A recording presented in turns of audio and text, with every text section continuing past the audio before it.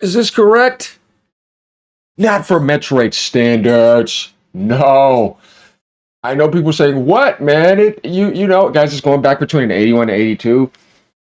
I have to say though, no, man, not for Metroid Prime 4. I at least went like an 87 to 86, but I knew something was off. I don't know, I had this feeling when certain games go open world that something might be off. Retro Studios was gone for quite some time. They had to reboot the game. Of course, we're still playing it. I still think this is going to be a good game, but something tells me this is at least an 84 to 85. Some of those sixes that I seen, I'm like, get out of here, man. But we didn't get our 90 meta after waiting a long time. I know Kensuke Tanabe has done his job. There's some stuff we're gonna have to read about in here. Longtime Metroid fans, definitely since having that epicness of Metroid Dread on Switch 1, right? And then having a Metroid Prime remaster be at a 95 meta, which I think is a 94 at the moment. We're gonna take a look at something in all this. But oh man, no, it failed to uphold the legendary legacy. Oh, I'm still gonna have to play this. Obviously, you're a Metroid fan. You got to get this game. You know what I mean? I feel like this game is gonna be really good. But I'm disappointed from a critical standpoint of it upholding that 90 meta legacy. Though I had the feeling that it was gonna do that. I was gonna say, man, look, if this game does what I needed to do, it's 85 to 89. But something tells me, man, that 82 to 86 is definitely, possible. Will I blame this anti-Nintendo stuff? No. I don't know, man.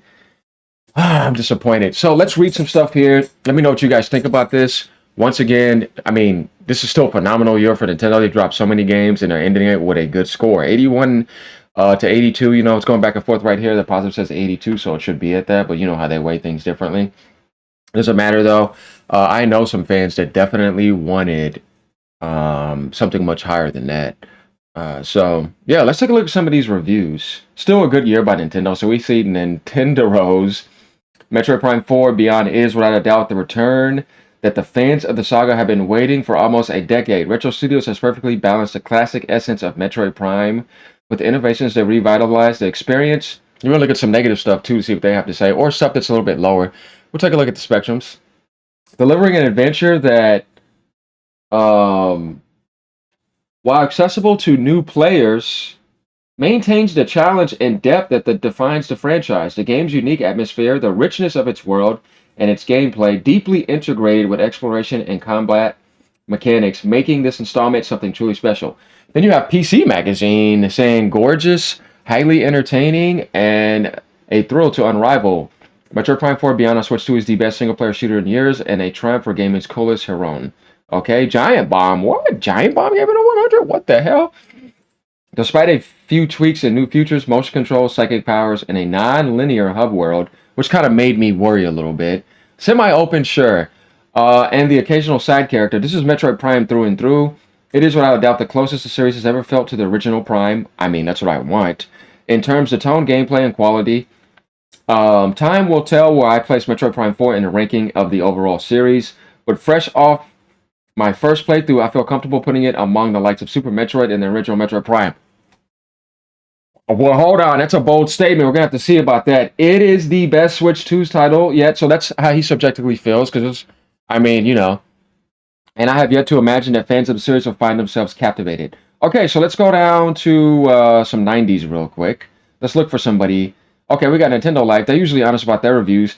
After 18 years of waiting, Metroid Prime 4 manages to replicate the magical sense of discovery from the GameCube original by pushing the series in some incredible new directions. Separating the main biomes with a vast open world sounds ridiculous on paper, but the slick traversal provided by Viola, which is the bike, makes exploration more satisfying than ever. Combine this with the stunning art direction, ferocious new boss characters, and a surprisingly endearing squad of Federation troopers, and Beyond is quite possibly the boldest, most realized Metroid game to date. Make no mistake, the long wait has been more than worth it. Welcome back, Samus. Okay, so I know there's some people that really are saying, I don't need Metacritic, I want to decide for myself. I do the same thing, but I still want to see what people have to say. And it still matters because it affects the sales, you know what I mean? That type of stuff to me is kind of annoying. Man, there's so much light coming from outside that I can't even use my light right here. So that's going on. And then Farbs gave it a 9. Okay. IGN Spain, Saudi Gaming, Power Unlimited. Let's see what Game Informer has to say. We're going to look through some key things here, then we're going to go down to 85, 80. And then we're going to talk about Also, the legacy. So we know Metroid Prime Remaster had a 94 meta, right? It did its job. Metroid Prime had a 97, as we know that game is absolutely legendary. The trilogy had a 91. Echoes had a 92, which is Metroid Prime 2, and 3 had a 90. I mean, the series had a legendary track record, you know? Like I said, Kensuke Tanabe done his job, but man, this is not what Metroid fans want to see. I know, but they're still going to play it, though. And we're going to see how the user score is. So Game Informer says, my annoyances with Beyond are vastly overshadowed. There are some people say they have some annoyances. Let's start going out to other reviews. By a pristine, rock-solid science fiction exploration experience, discovered all Vuros has to offer is incredibly rewarding and delivers an unmatched sense of alien ambience. The wait for a new Metroid Prime has been long, but it only takes a few minutes and beyond to remember why we have been so eager to re-enter this universe for the past 18 years. Yeah, tell me about it. Metroid Prime was one of my favorite games of all time. One of my favorite GameCube games. So now we're going to go to the 85 section. This guy usually gives games rough scores. He says Metroid Prime 4 Beyond is a familiar return to for the series and a soft reboot that introduces a new story and revisits the best parts of the original game that dazzled us 2 decades ago. All right. So WCCF Tech is cool. I like them too. Well played. I look at some of their stuff. So did IGN curse it with the 7 out of 10, guys? We're going to find out, aren't we? So here we go down to the 8s. Okay, I like COGG. They usually have some good scores. Once you strip away the needless open world paddling, I think that's what's probably going to hurt this game. There's an excellent game underneath. The world is engrossing and beautiful. The boss fights are clever, and the new controls are seamlessly integrated into the rest of the game. There are some breathtaking sights to see, and Samus is spotting some awesome new armor. All the superior design choices make the baffling one stand out even more. However, I can't comprehend why this game was made open world. That's the only thing that is kind of like getting to me, where I was like, man, I think open world is going to hurt this game. I think it would have been a lot better to fill in the semi-open world aspect. And we just kind of get that, I just kind of get that feeling that was kind of the problem here. The backtracking you have to do is downright offensive. See, I think there's some... definitely some lows with that. Otherwise, this is a fantastic entry. So I think what's hurting this game is some things in the open world. Some of the, maybe the blandness and the emptiness probably, and that's why they gave you that bike. Oh, man. All right, guys. Well, we got some of our answers here. So we definitely got some 8s coming here. Oh, GameSpot gave it an 8. Let's see what they have to say. Metroid Prime 4 Beyond sometimes feels like a product of its notoriously long and troubled development. At moments, it serves as a time capsule for gaming trends that have come and gone over the last decade. Like a sparse open world and a squad shooter with AI teammates. Those elements are decently made, but not as expertly crafted as the more traditional Metroid Prime exploration and storytelling. Yes, because you're used to like that semi-open world where it's not too open to keep you too off like that. And I think when I saw that with that bike, I was like, ooh, I think this is going to hurt the game a few points for sure. And it did. Metroid Prime 4 is uneven and messy in some aspects, but at its best, it meets or exceeds the best moment the series has to offer. So you're going to get that Metroid Prime experience according to what I'm reading here. A lot of people are saying that that's there, but the uneven open world aspects, yeah, I think that's where that's going to be happening. I got to find IGN. Oh, they didn't give it a 7 out of 10. It doesn't take psychic powers to see the ideal vision Metroid Prime 4 Beyond was aiming for. It tries to mix the excellent Prime formula and a character-focused story in a large hub world to explore. It doesn't quite reach that ambitious goal.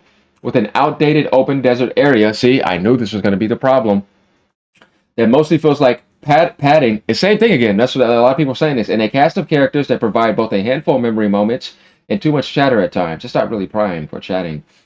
But none of its issues come close to ruining Prime 4, which is still an excellent comeback thanks to incredible peaks that are almost entirely self-contained from its stumbles. It mostly knows when to leave Samus alone, and a significant chunk of this 15-hour adventure is spent in delightfully atmospheric solitude. So if you're just straight up going through the game, I think with open world you'll get more. It knows the essential elements of a Prime game. I'm definitely going to 400%. They remain special decades later. Tense exploration through haunting locations highlighted by amazing world building. Breathtaking art direction, new twist on classic abilities, and flawless technical performance. Even though a few undeveloped elements keep it from feeling as cohesive as its predecessors, Prime 4 reaches heights worthy of the Metroid name. So, it's what I thought. I really think this game is definitely in the B range category, and it's not in the A range category. Now, let's go down to some 7. Okay, Destructoid.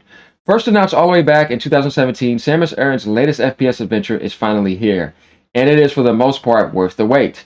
And while several nagging issues prevent it from true greatness, it's fun and exciting new chapter in Metroid that no fan will want to miss. It's what I thought. I think some people are really annoyed by the padding and some of that stuff. All right, Metroid Prime 4 is a fun of mixed action and puzzles, but it's severely hampered by some modern design decisions. Open world. So let's take a look at some of these sevens. And then let's go down to these guys right here.